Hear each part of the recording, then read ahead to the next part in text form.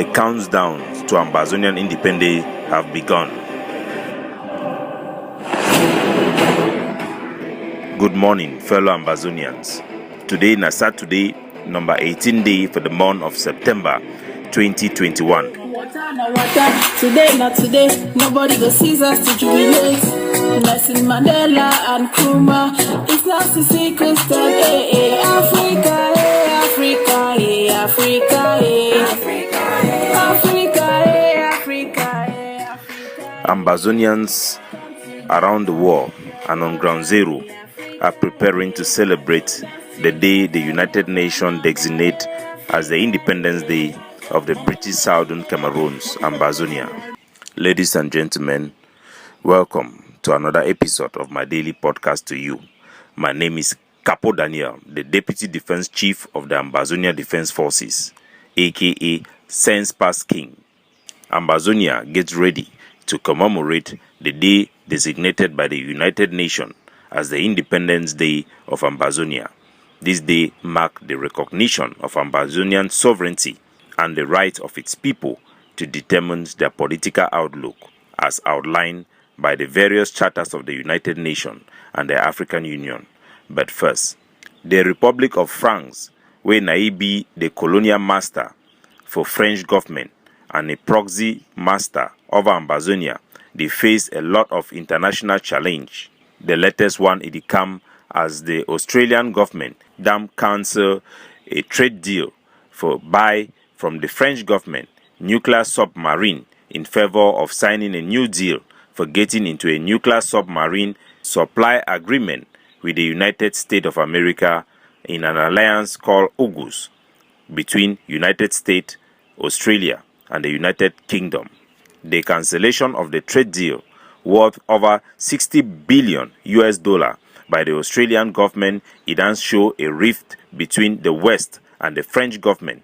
France then withdraw a ambassador for America and for Australia for protest this deal with the French government in the column say na a stab in the back.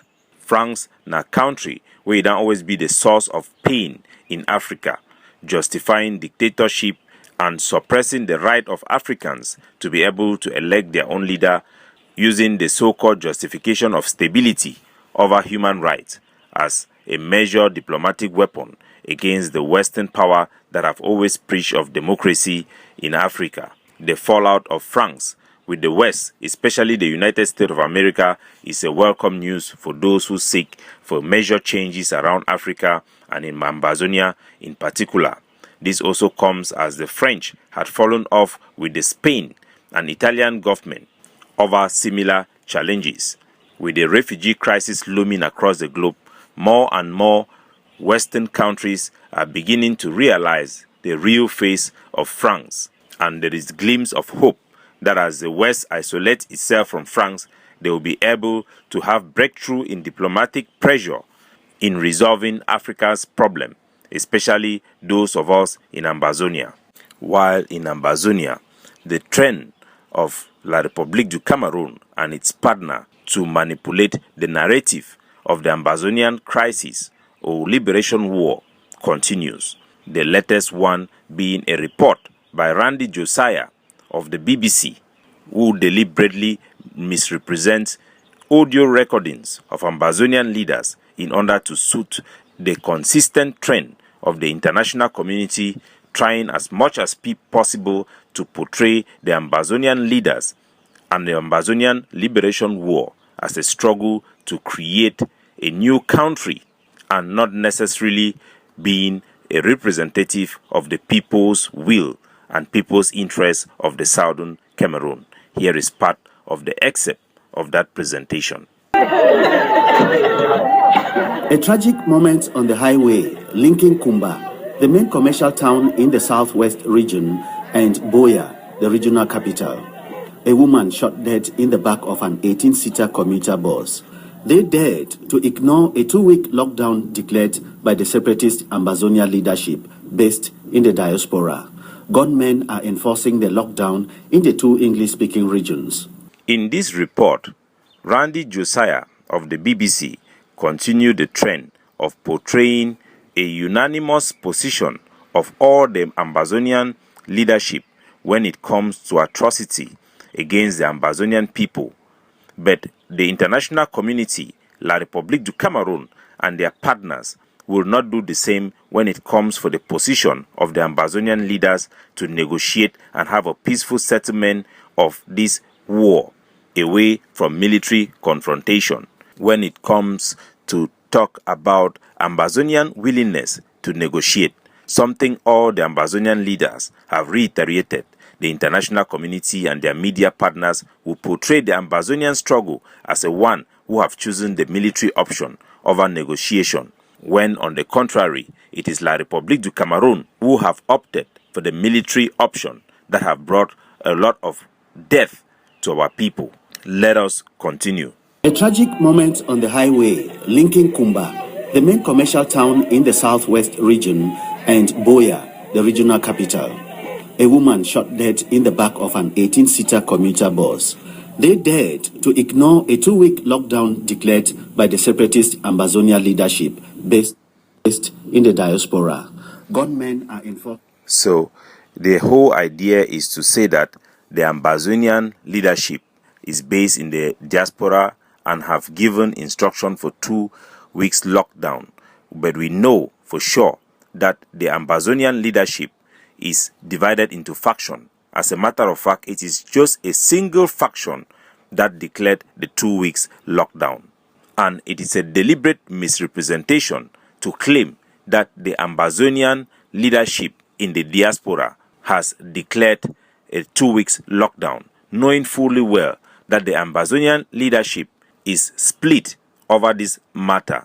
In Bamenda laments, "We are surviving on corn meals," she adds.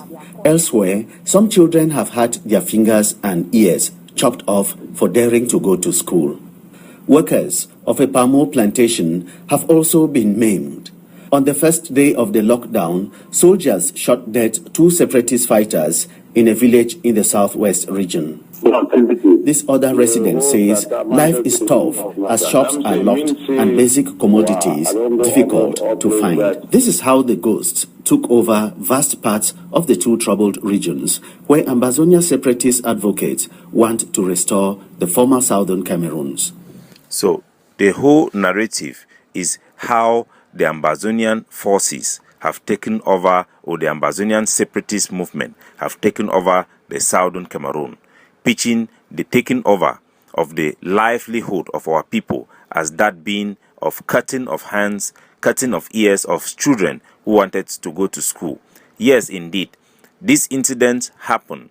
Yes, indeed, there was a force that killed somebody along the Boya Kumba road. We do not know for sure if that force is linked to the Sarko's lockdown, but portraying the maiming and cutting of hands, the killing of innocent civilians, the suffering of our people due to unnecessary lockdown as representative of the whole Ambazonian leadership structure is a mispresentation, and it is deliberate in order to derail the Ambazonian quest for independence, pitching our leaders against our people and making sure that the Ambazonian leadership is not the one that represents the people, and it is something seen by the West and the international community as a movement that is barbaric against its own people and takes decision that brings much pain and suffering upon its own people.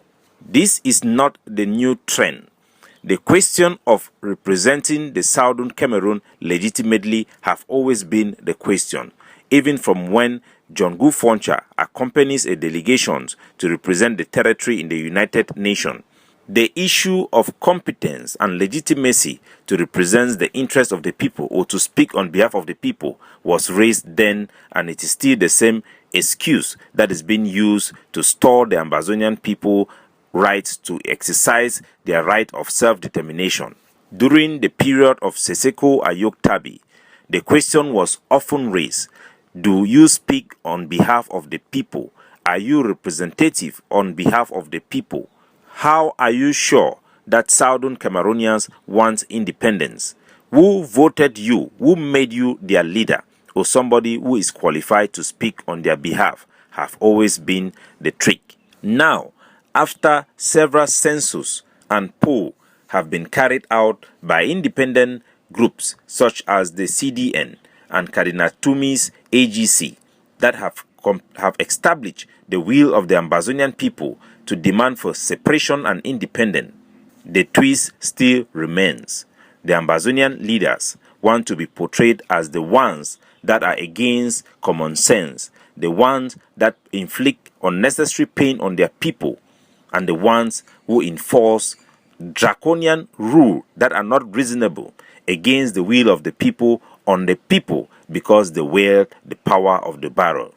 The Cameroon government have desperately tried to show that the Ambazonian leadership and the Ambazonian forces are the problems. They are the one holding the Ambazonian people hostage. They are killing their people, they are kidnapping their people, they are committing all type of atrocity against their own people. This is the narrative that the Cameroon government have been pushing and encouraging and making sure its allies and friends within the media push the same. They seek to redefine the Ambazonian struggle as not a struggle that is representative of the aspiration and interest of the people and that which represents the will of the people, but that which is being imposed on the people against their own will using methods that will not be approved by the people. They want all our leaders to be corrupt. When there is no corruption, they will make up corruption to allocate, to apportion to them. They want all our forces to be beheading forces. Where we do not behead, they will attribute beheading to us. They will promote kidnapping for ransom to apportion it upon us, where we battle and fight against kidnapping for ransom. Kidnappers for ransom will be allocated to us because they want to redefine who we are to the international community and to the people of La Republique. And on ground zero, Ambazonians must be wise and make sure that their leaders only takes decisions that reflects the will of the people and best represents the interests of the people. Ambazonian forces cannot win if they play into the narrative of the enemy to be portrayed and to be kidnappers and cartels that are focused on money making and carry out the same atrocity that the enemies carry against our people, burning down of houses, burning down of villages, burning down of schools that are not justified. Our conduct matters. It did in fact matters and will determine the type of intervention the world will have. Indeed, intervention will come at some point, but what type of intervention we attract do matters. Our character and the conduct that defines the forces on ground zero will determine the type of intervention the international community will give. Do we want an intervention where we are seen as people holding our own people captivity and hostage? Or do we want the type of intervention that sees us as liberator that represents the will, the aspiration, and the interest of our people? A lot of Ambazonians have questions that goes in the line of this.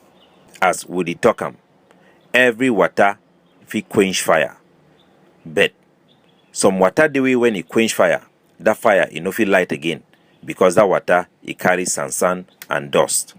Ambazonian forces should understand that as important it is for them to carry out brave action against the enemy and its property and its symbol, it is equally important the political agenda and the political leadership that they align themselves behind. This is a war for a political solution, not a war that is going to be won on the battlefield alone. The battlefield remains a crucial part that determines the political outcome. But that influence that the military have over La République du Cameroun is determined by the political leadership that wields the influence of that military force.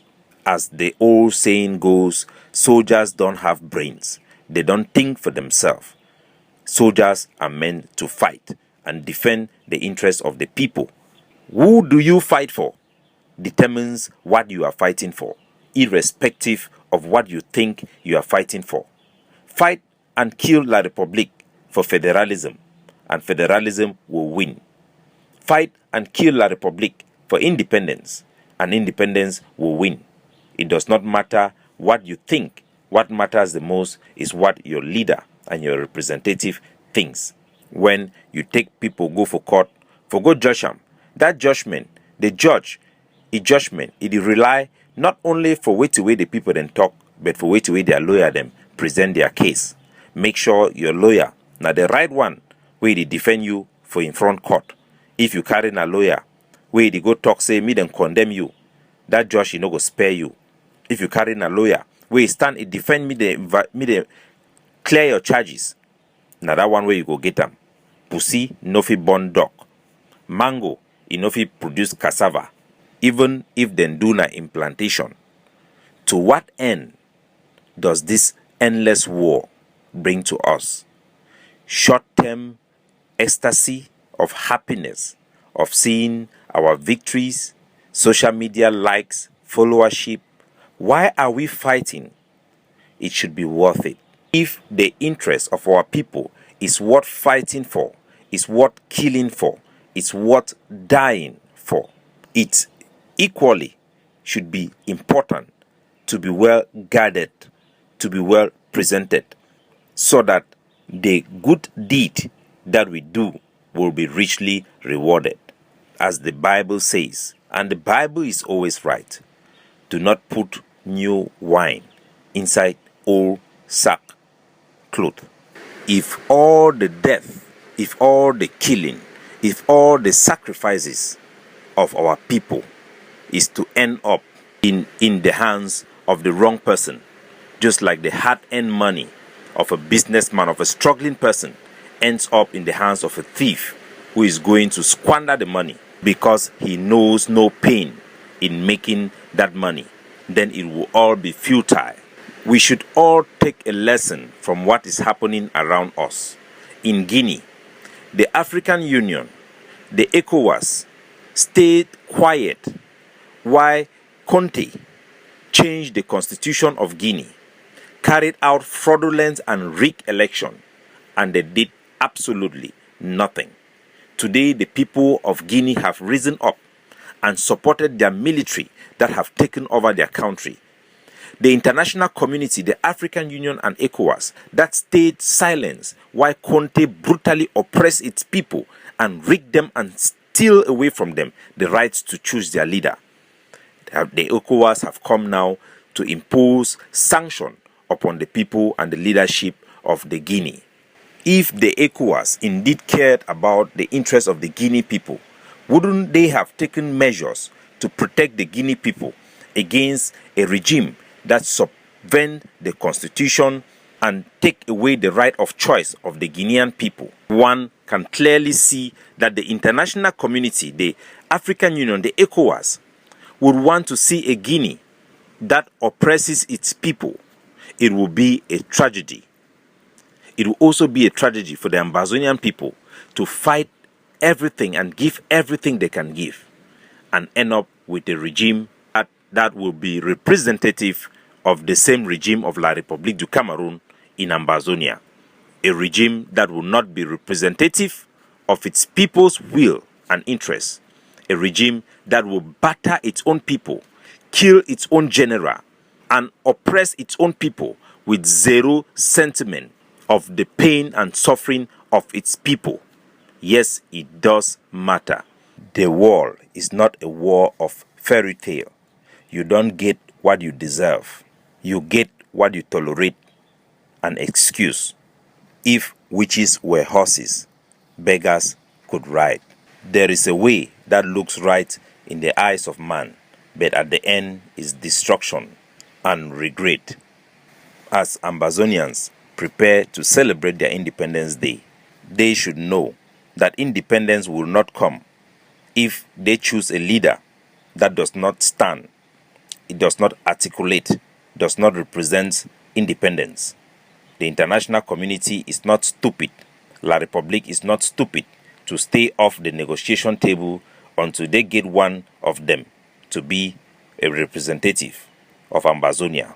They did the same with French Cameroon until Nyobert Until Ernest Nwanyi was executed, there was no peace.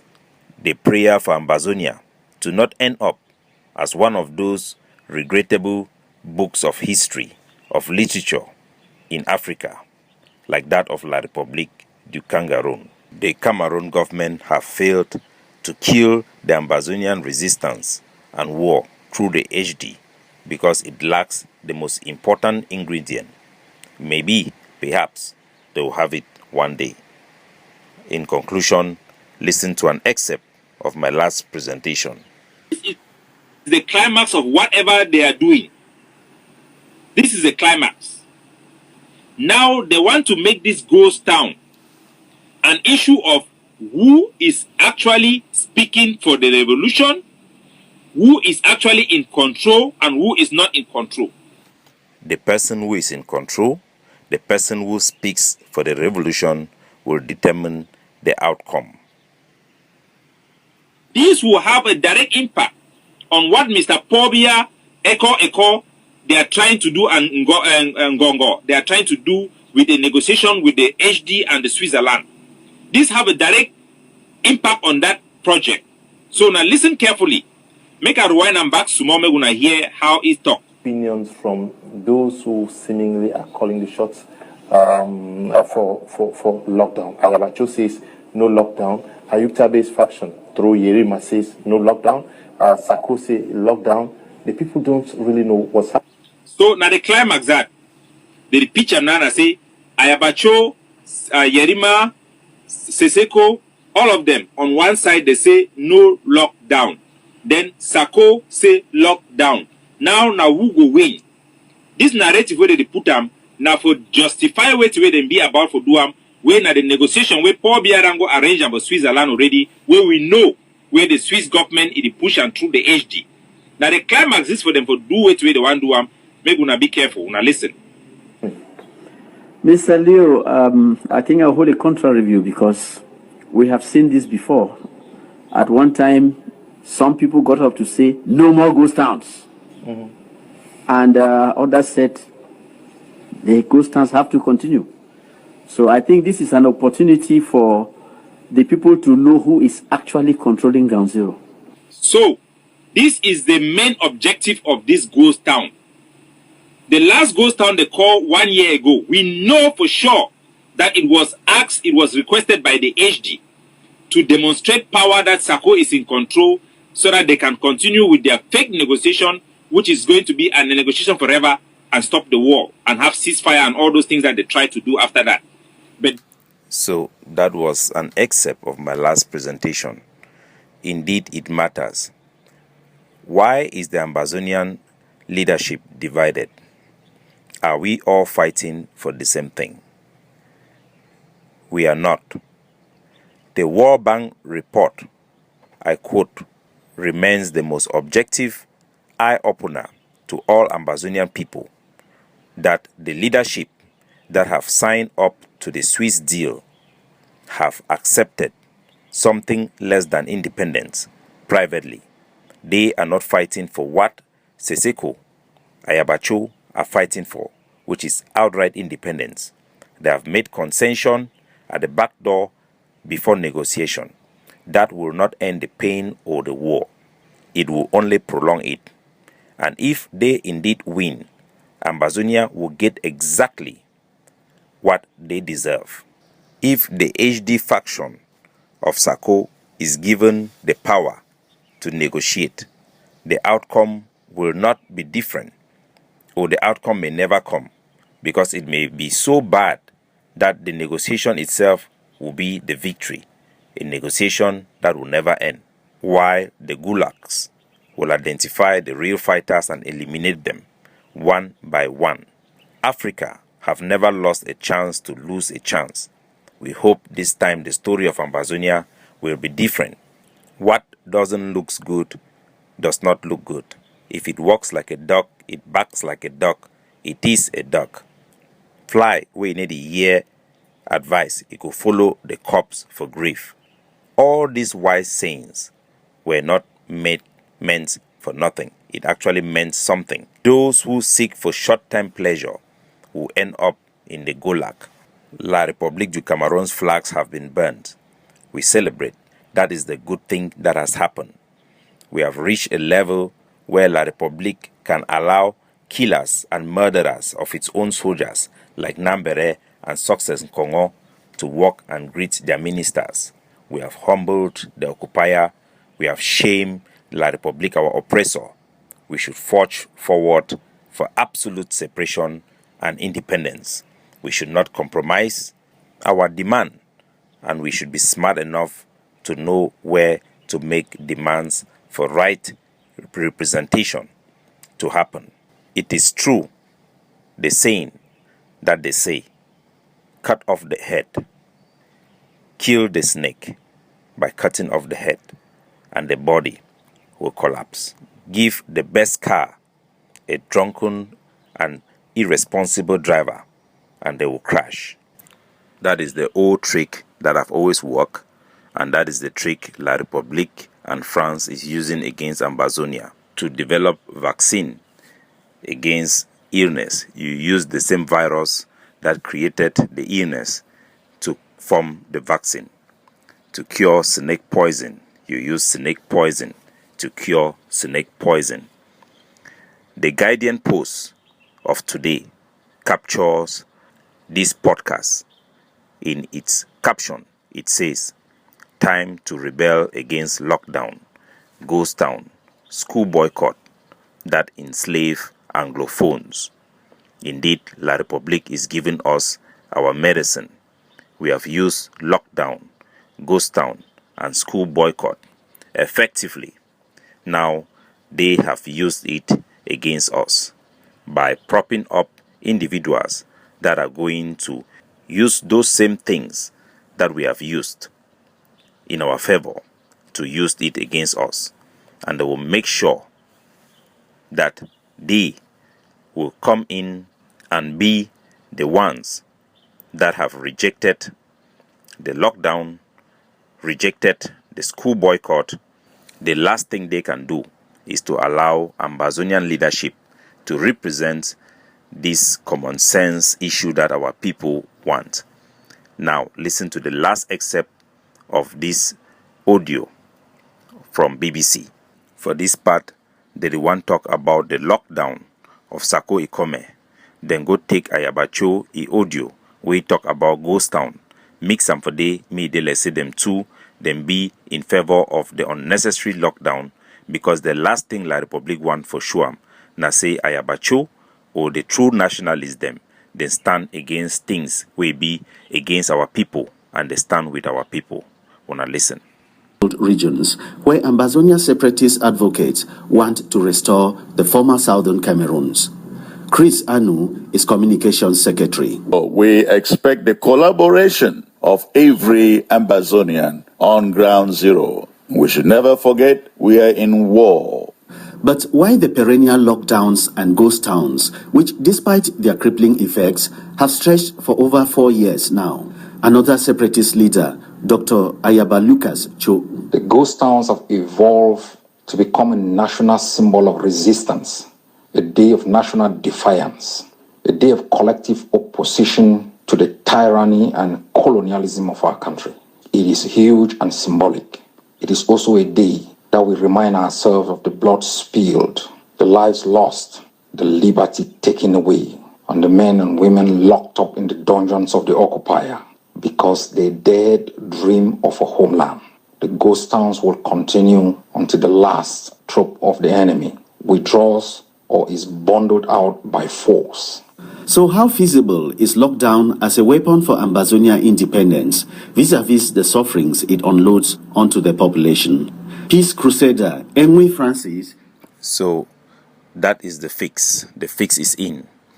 They will never allow the Ambazonian leadership to be representative of the aspiration and the will of the people. Just like the governing council have stood with the people's will against this lockdown, but they will manipulate it to make sure we represent the lockdown that is against the people's will, and the people do not want it. They want to bundle us all up into the hands of those who are perpetrating their strategy to make it backfire. The one for tie we all inside one cocky, cook 'em inside one pot. They go only accept say Ambazonia leadership, it be divided when it comes for negotiation. But when it comes for policy and representation of the liberation movement, they will want to deliberately misrepresent us like they did in this case. Taking a speech where Ayabacho is talking about the Monday ghost town to misrepresent it as talking of the lockdown, that our people do not want it, or the generals on the ground have rejected it. It is counterproductive. They want to come in as a savior. Ambazonians have to choose wisely how to make sure their narrative is not being twisted. If they succeed to do so, the intervention they will have will be that of a rescue of a people that they call and enslave and trapped by their so-called separatists. Fly away need to hear advice. He go follow the corpse for grief. This time, we hope Ambazonia listens to sound knowledge.